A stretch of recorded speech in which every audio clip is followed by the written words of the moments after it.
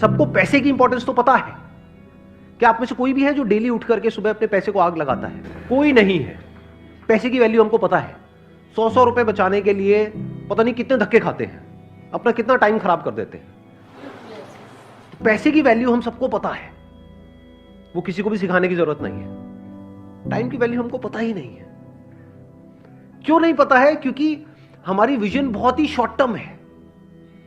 अगर vision long term हो जाए तो हम समझ सकते हैं कि एक्चुअल में हमारे लिए टाइम की क्या वैल्यू है। जैसे आज अगर आप स्टूडेंट हो, मान लो पढ़ाई कर रहे हो, तो आज एक्चुअल में अभी इस स्टेज में आपके लिए टाइम की क्या वैल्यू है? कुछ भी नहीं है।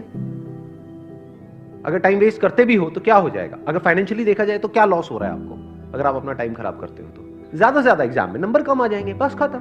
अगर मैं अगले 1-2 साल, 3 साल या 4 साल तक की बात करूं तो इससे ज्यादा तो कुछ भी नहीं चला जाएगा ना हमारा।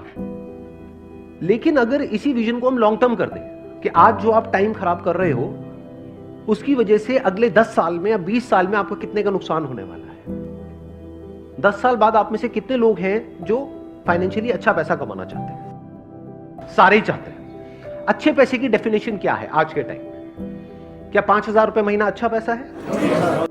लाख रुपए महीना, चलो मान लेते हैं, इसी को हम एक बेंचमार्क पकड़ लेते हैं। कितने हैं आप में से जो अगले 10 साल बाद लाख रुपए महीने का कमाना चाहते हैं और उनको अंदर से लगता है कि वो कमा सकते हैं? कितने हैं जो ये कहते हैं कि अगले 10 साल बाद अगर मैं महीने का 50,000 रुपए भी कमा रहा होऊंगा तो बहुत है? कितने ऐसे हैं जो कहते हैं कि अगले 10 साल बाद अगर मेरे को 20,000 रुपए महीने का भी आ जाए? 10 साल बाद की बात हो रही है, तब तक इन्फ्लेशन भी बढ़ चुकी होगी, महंगाई बढ़ चुकी होगी, हर चीज महंगी हो चुकी होगी। अब कितने हैं जो कहते हैं कि अगले 10 साल बाद अगर मेरे को 20,000 रुपए महीने का भी आ जाए तो बहुत है?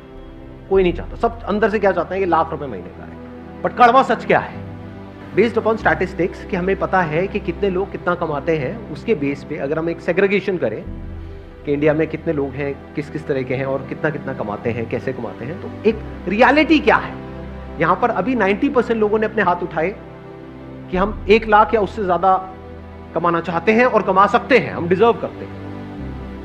बट क्या एक्चुअल में 90% लोग 10 साल बाद लाख रुपए महीने का कमा रहे होंगे? रियलिटी क्या है कि यहां पर जितने लोग बैठे हैं उसमें से 90% ने अपने हाथ ऊपर करे थे कि वो 1 लाख रुपए कमा रहे होंगे। रियलिटी क्या है? 10 से 20% ऐसे लोग होंगे जिनका ये ड्रीम अचीव होगा, ड्रीम पूरा होगा, बाकियों का ये सपना ही रह जाएगा। जो डिजर्व करेगा वो आएगा। अब डिजर्विंग कैसे बनते हो आप? क्या एकदम से बन जाते हो, ओवरनाइट बन जाते हो कि रात को सोए और सुबह उठे एकदम से डिजर्विंग हो गए? ऐसा होता है? कैसे बनते हैं डिजर्विंग?